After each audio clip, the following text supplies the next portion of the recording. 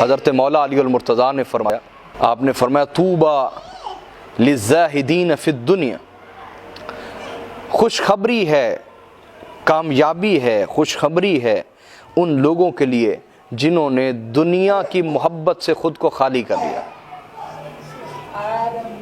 جو دنیا میں زاہد ہو گئے، جنہوں نے دنیا کی محبت سے خود کو خالی کر لیا، دنیا کی رغبت، دنیا کی چاہت، دنیا کی طمع، دنیا کی لالچ، دنیا کے حسن و جمال، مال، ان سے خود کو خالی کر لیا، دل کو خالی کر لیا۔ تو جس نے اپنے دل کو دنیا سے خالی کر لیا، دنیا میں زاہد ہوا، اس کے لیے خوشخبری ہے۔ الراغبین فی الآخرہ، اور جو آخرت کا شوق رکھنے والے ہو گئے، جنہیں آخرت میں کامیابی کی دھن لگ گئی کہ ہم وہاں کامیاب ہو جائیں، آخرت میں کامیابی کی دھن لگ گئی، شوق، ایک ان کا ذہن بن گیا کہ ہم نے آخرت میں کامیاب ہونا ہے۔ دنیا میں زاہد ہو گئے، دنیا میں بولیے زاہد کہتے ہیں دل کا اچاٹ ہو جانا، یعنی دنیا کی محبت سے انہوں نے دل خالی کر لیا، دنیا میں زاہد ہو گئے اور آخرت میں راغب ہو گئے، آخرت میں راغب، رغبت رکھنے والے راغب ہو گئے۔ تو ایسے لوگوں کے لیے فرمایا خوشخبری ہے، اولئک قوم اتخذوا الارض بساطا وترابها فراشا، یہ لوگ کون ہیں؟ کہا یہ وہ لوگ ہیں جنہوں نے زمین اور اس کی خاک کو اپنا بچھونا بنا لیا۔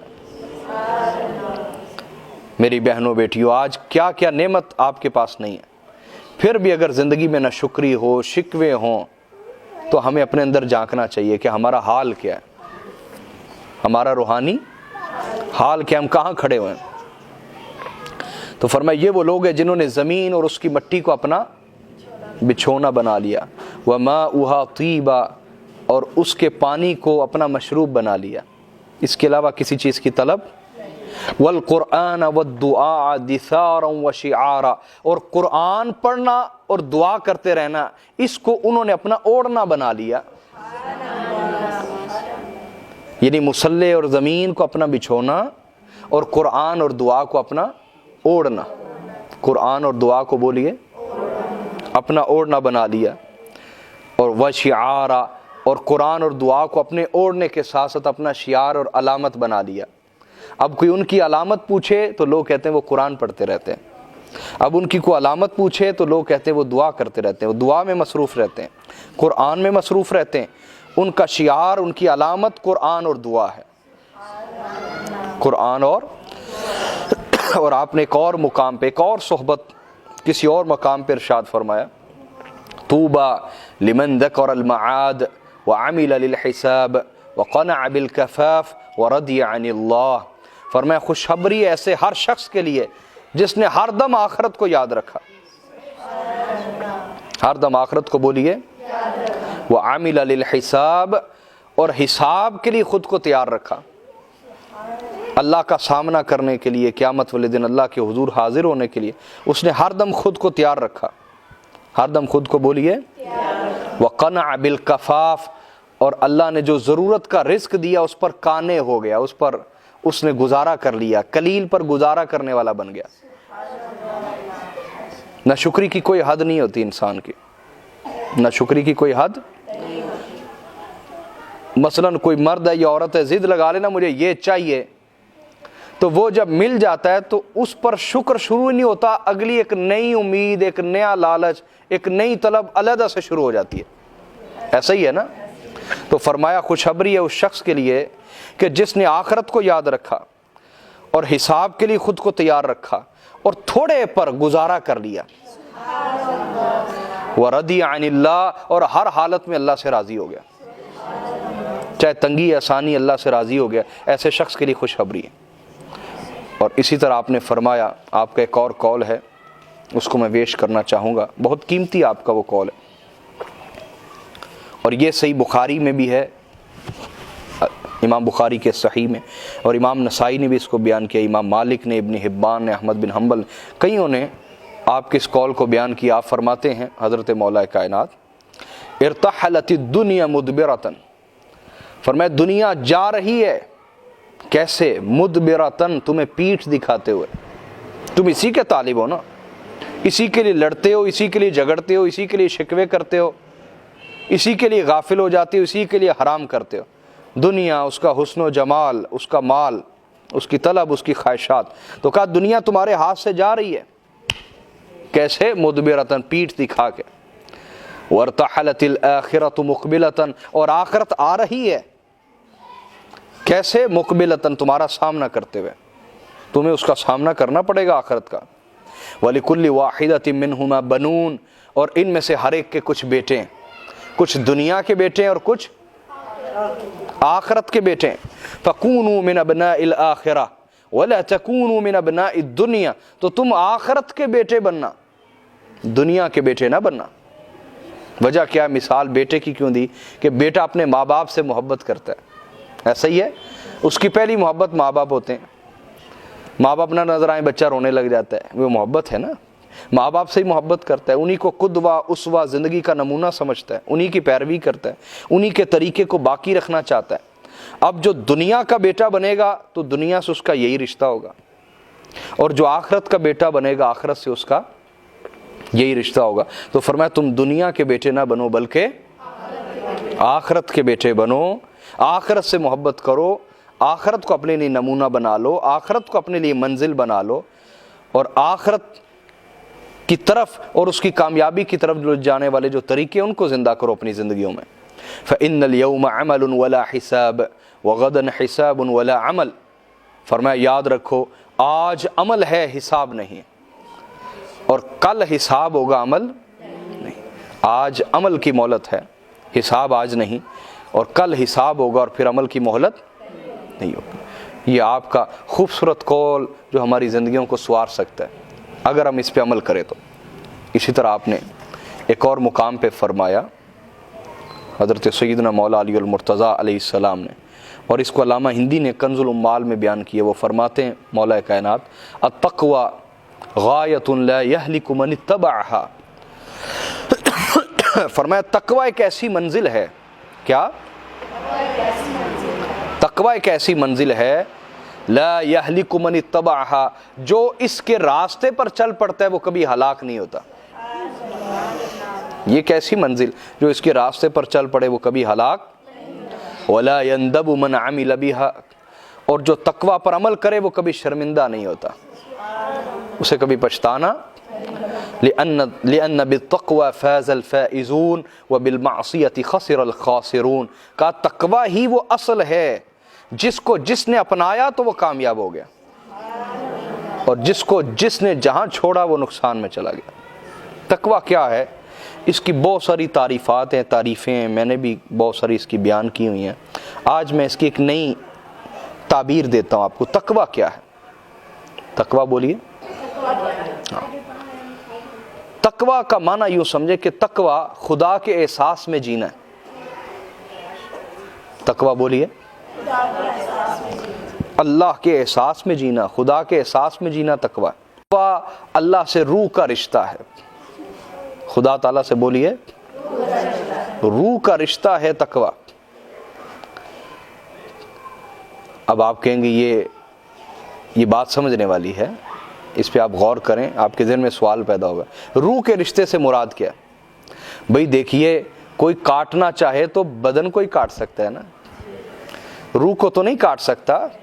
یہی وجہ ہے کہ امام حسین علیہ السلام کا لوگوں نے سر تو کاٹا یزیدیوں نے، لیکن ان کا جو خدا سے روح کا رشتہ تھا اسے کوئی نہ کاٹ سکا. تقوی خدا سے روح کا رشتہ، اور جو خدا سے روح کا رشتہ قائم کروا دے اسی کو مرشد کہتے ہیں. مرشد تعویذ لکھنے والے کو نہیں کہتے، دم کرنے والے کو. یہ بڑی ثانوی چیز ہے، یہ کام آپ خود بھی کر سکتے ہیں. دم کرنا، تعویذ کرنا، یہ تو آپ خود بھی کر سکتے ہیں. تو مرشد دم کرنے والے کو، تعویذ کرنے والے کو نہیں کہتے. کوئی خاص طرح کا جبہ پہننے والا، ٹوپی، امامہ، پگڑی، خاص طرح کی تسبیح، عملیات کرنے والے کو مرشد نہیں کہتے. مرشد وہ ہے جو روحانی استاد ہے، جو آپ کا روح کا رشتہ اللہ سے قائم کر دے. جب روح کا رشتہ قائم ہو جاتا ہے تو وہ کبھی منقطع نہیں ہوتا، کبھی ٹوٹتا نہیں ہے. کوئی گردن تو کاٹ سکتا ہے، روح تھوڑا کاٹ سکتا ہے. تو تقوی خدا کے ساتھ روح کا رشتہ ہے، خدا کے احساس میں جینا کہ اللہ ہے، موجود ہے، مجھے دیکھ رہا ہے، میرا گواہ ہے، اس احساس میں جینا، یہ تقوی. اور آپ نے ایک اور مقام پہ فرمایا فرمایا التقی رئیس الاخلاق، فرمایا تقوی اخلاق کا سردار ہے۔ تقوی اخلاق کا بولیے، اخلاق کب پیدا ہوتے ہیں انسان میں؟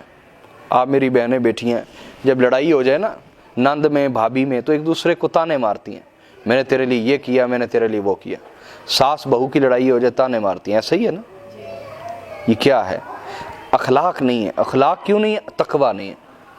جب میں نے نیکی اللہ کے لیے کی ہے تو اللہ تو میرا اجر ضائع نہیں کرے گا، پھر میں گھبرا کیوں گیا ہوں؟ پھر میں پریشان کیوں ہو گیا ہوں؟ پھر میں تانے مارنے پہ کیوں آ گیا ہوں؟ میری بات سمجھ آ رہی ہے یہ نہیں آ رہی؟ تو فرمایا تقوی اخلاق کا سردار ہے، رئیس ہے۔ تقوی ہوگا تو پھر آپ اخلاق اپنے نہیں چھوڑیں گے، یہ کہہ کہ اس نے ہمارے ساتھ یہ سلوک کیا تو میں اچھا سلوک کیوں کروں۔ اس کا مطلب آپ کے اپنے کوئی اخلاق ہی نہیں ہے، آپ دوسروں کے بدلنے سے بدل جاتے ہیں۔ سمجھ آ رہی بات یا نہیں؟ آپ دوسروں کے بدلنے سے بدل جاتے ہیں، آپ کی اپنی کوئی سٹیبلٹی نہیں، آپ کے اندر اپنے کوئی ذاتی اخلاق، ذاتی عادتیں، اب بس آپ کو جس طرح کا کوئی بندہ ملے آپ اس طرح کے ہو جاتے ہیں۔ آپ کچے آدمی ہیں، آپ کچے انسان ہیں، آپ کچی عورت ہے مزاج کے اعتبار سے۔ تو یہ کہنا کہ فلاں نے یہ کیا لہذا ہم نے اچھا سلوک نہیں کرنا، تو یہ آپ کے کچے پن کی علامت ہے۔ ہمیں اپنے اچھے اخلاق پر قائم رہنا چاہیے، اور یہ کیسے ہوتا ہے؟ تقویٰ سے، کہ اللہ میرا اجر ضائع نہیں کرے گا، میں نے اپنا رستہ نہیں چھوڑنا۔ اور اسی طرح حضرت مولا علی المرتضیٰ نے فرمایا سعادت الناس فی الدنیا الاسخیاء وسعادت الناس فی الآخرۃ الاتقیاء۔ فرمایا دنیا میں لوگوں کے سردار وہ ہیں جو سخی ہوتے ہیں،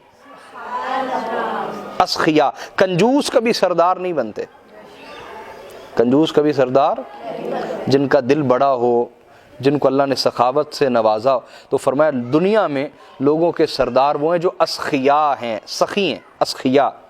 اور آخرت میں لوگوں کے سردار وہ ہوں گے جو متقی ہوں گے، جو تقوی والے ہوں گے۔ تو دنیا میں لوگوں کے سردار اسخیاء ہیں، سخی ہیں، اور آخرت میں لوگوں کے سردار اتقیاء ہیں، متقی لوگ جو ہر حالت میں اللہ کے احساس میں جیتے ہیں۔ میری بات اب سمجھے یا نہیں سمجھی؟ بولیے نا۔ تو یہ آپ نے تقویٰ کی حقیقت بیان فرمائی، کس کی بولیے؟ اور اسی طرح حضرت مولا علی المرتضیٰ نے فرمایا الدنیا جیفۃ فمن اراد منها شیئا فلیصبر علی مخالطۃ الکلاب۔ فرمایا دنیا مردار ہے، یہ باہر مردار جانور نہیں پڑے ہوتے، مردہ گائے، مردہ بھینس، مردہ گدھا ہے، مردار۔ فرمایا دنیا مردار ہے جس پر صرف کتے جھپٹتے ہیں، جس پر صرف کتے جھپٹتے ہیں۔ فمن اراد منها شيئا فليصبر على مخالطة الكلاب۔ اب بھی جو دنیا کی چاہت رکھے تو اسے چاہیے کہ کتوں کے ساتھ مل جانے پر صبر کرے، پھر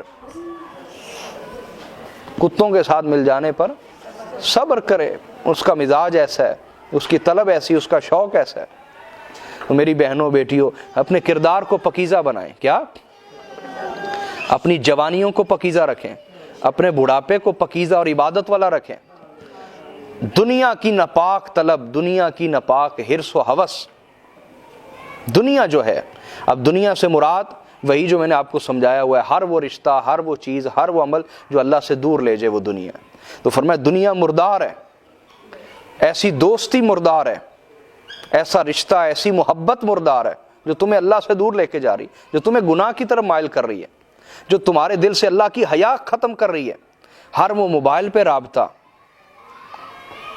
ہر وہ اور طرح کا رابطہ جو تمہیں اللہ سے غافل کر رہا ہے، جو تمہیں اللہ سے دور لے کے جا رہا ہے، اس پر توبہ کرو کہ دنیا مردار ہے جس پر صرف کتے جھپٹتے ہیں۔ خود کو اشرف سمجھو، گھٹیا نہ سمجھو، اس کے طالب نہ بنو۔ اور اسی طرح آپ کا حال یہ تھا کہ آپ فرمایا کرتے تھے دنیا میری تیرے ساتھ کیسے بنے، ہائے ہائے، میری تیرے ساتھ کیسے بنے کہ تیرے حلال پر حساب ہے، تیرے حلال پر اور تیرے حرام پر عذاب ہے۔ میری تیرے ساتھ کیسے بنے کہ تیرے حلال پر حساب اور تیرے حرام پر، کہ جو تیرے حلال میں بھی پڑے اسے بھی حساب دینا پڑے گا، کتنا لیا، کیوں لیا، کہاں خرچ کیا۔ سمجھے یا نہیں؟ چاہے پیسے کی بات کریں چاہے کسی وجود کی بات کر لیں نا، کسی وجود کی بات کر لیں، اسی کو انسان چاہتا ہو، اسی پہ غور کر لیں، تو دنیا کے حلال پر حساب ہے اور اس کے حرام پر عذاب ہے۔ فرمایا میری تیرے ساتھ کیسے بنے؟ اور ایک دفعہ آپ نے سونے چاندی کے ڈھیر کو جب دیکھا تو وہ کیا دل تھا مولا علی کا، وہاں سونے چاندی دنیا کے پیسے کے لیے کوئی کشش ہی نہیں تھی، کیسا دل تھا وہ، سبحان اللہ۔ ہم ان کی باتیں کیوں کر رہے ہیں، میں کیوں سنا رہا ہوں؟ میں آپ میں سے سب سے قلیل عمل والا بندہ ہوں، سب سے تھوڑا عمل والا بندہ ہوں، سب سے ناقص اور بیکار آدمی ہوں، لیکن یہ باتیں کیوں کر رہا ہوں؟